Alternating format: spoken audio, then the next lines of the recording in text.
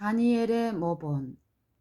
절제 문제를 바로 이해하기 위하여 우리는 성경적인 관점에서 그것을 고려하지 않으면 안 된다. 그런데 우리는 참된 절제와 그에 따르는 축복에 대해서 바벨론 궁정의 선지자 다니엘과 그의 동료 히브리인들의 역사가 주는 것보다도 더 함축적이고 더 강력한 애증을 다른 아무 곳에서도 찾을 수 없다. 하나님께서는 항상 정의를 존중하신다. 대정복자에게 정복당한 각 나라의 가장 유망한 청년들이 바벨론에 모였다. 그러나 그 모든 청년들 중에서 히브리인 포로들을 필적한 사람은 없었다.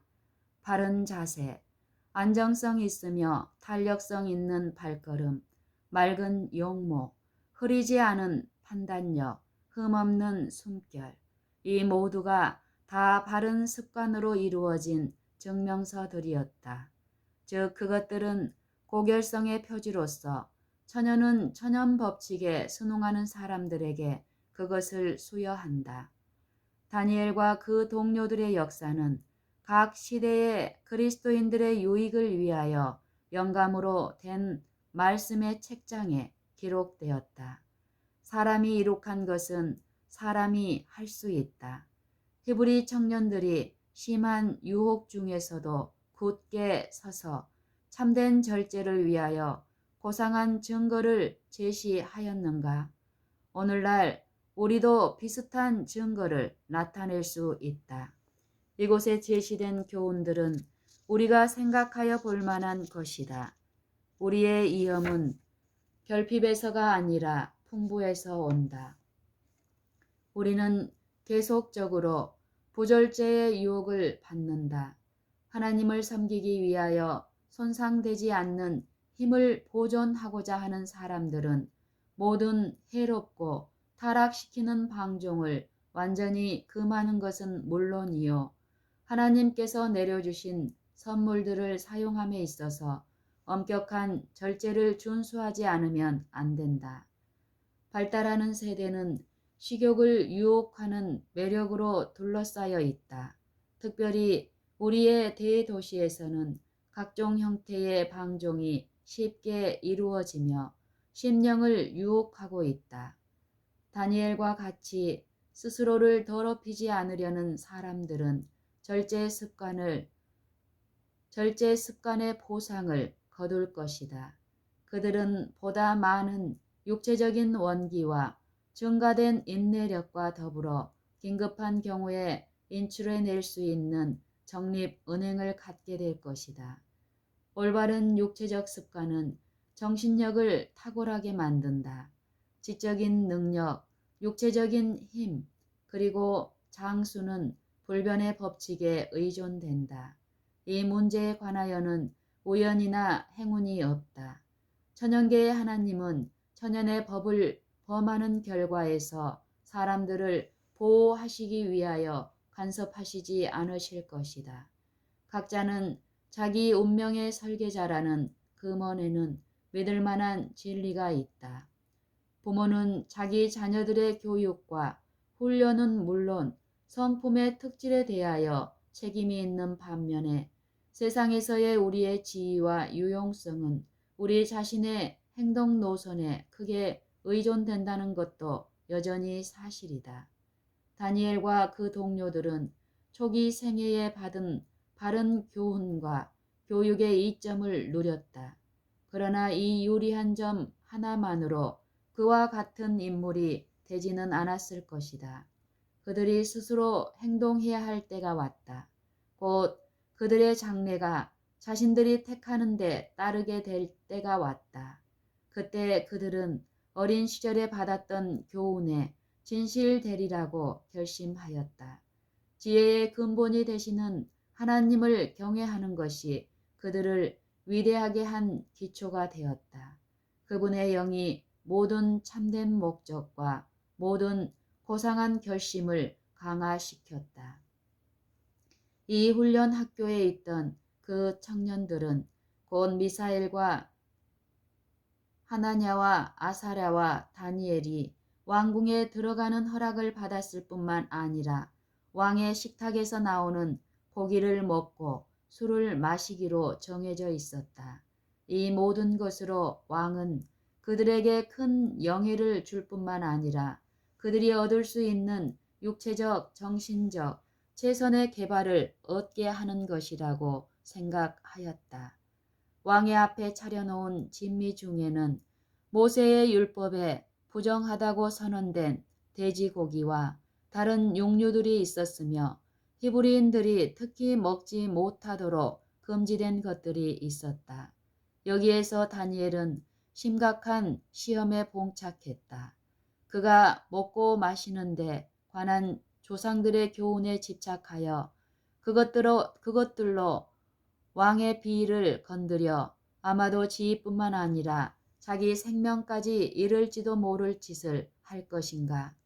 아니면 여호와의 명령을 무시하고 왕의 호의를 생각하여 이것으로 지적인 유익을 크게 얻고 가장 유망해 보이는 세속적인 각광을 노리고자 할 것인가? 다니엘은 오래 주저하지 않았다. 그는 결과야 어찌 되든지 자신의 고결함을 위하여 굳게 서기로 결정했다.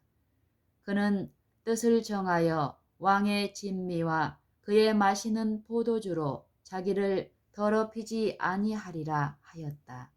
다니엘 1장 8절. 다니엘은 오래 주저하지 않았다. 그는 결과야 어찌 되든지 자신의 고결함을 위하여 굳게 서기로 결심했다. 그는 뜻을 정하여 왕의 진미와 그의 마시는 포도주로 자기를 더럽히지 아니하리라 하였다. 다니엘 1장 8절. 오늘날 그리스도인이라 하는 이들 중에 다니엘을 너무도 유별났다고 판정하며 그를 협소하고 고집통이라고 하는 사람들이 많다. 그들은 먹고 마시는 문제는 너무도 사소해서 세속적인 유익들을 희생시켜야 할 정도로 결정적인 입장을 요구하지 않는다고 생각한다. 그러나 이와 같이 생각하는 사람들은 심판 날에 자기들이 하나님의 분명한 요구에서 돌이켜 자신의 견해를 옳고 그름을 판단하는 표준으로 세웠음을 발견할 것이다. 그들은 자신들에게 중요하지 않는 것처럼 보였던 것이 하나님께는 그렇게 여겨지지 않았음을 그때야 깨달을 것이다. 그분의 요구는 신성하게 순종되어야 한다. 그렇게 하는 것이 편리하기 때문에 그분의 교훈 중에 하나는 받아들여서 순종하면서도 다른 하나는 준수할 때 희생이 요구되기 때문에 배척하려는 사람들은 의의 표준을 낮추는 사람들이며 자신들의 모본으로 하나님의 거룩한 율법을 경홀히 여기도록 인도하는 사람들이다. 여호와께서 이와 같이 말씀하셨느니라. 가 매사에 우리의 법이 되게 할 것이다. 다니엘의 성품은 하나님의 은혜가 본성적으로 타락하고 죄로 부패한 인간들을 어떻게 변화시킬 수 있는지에 대한 현저한 모본으로서 세상에 제시되고 있다.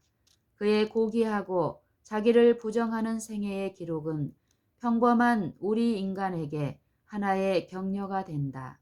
우리는 그것으로부터 힘을 얻어 유혹을 훌륭하게 물리치고 가장 가혹한 시련에서도 온유의 은혜로 의를 위하여 굳게 설 수 있다. 다니엘은 엄격한 절제 습관을 이탈할 만한 그럴듯한 변명을 찾을 수도 있었다.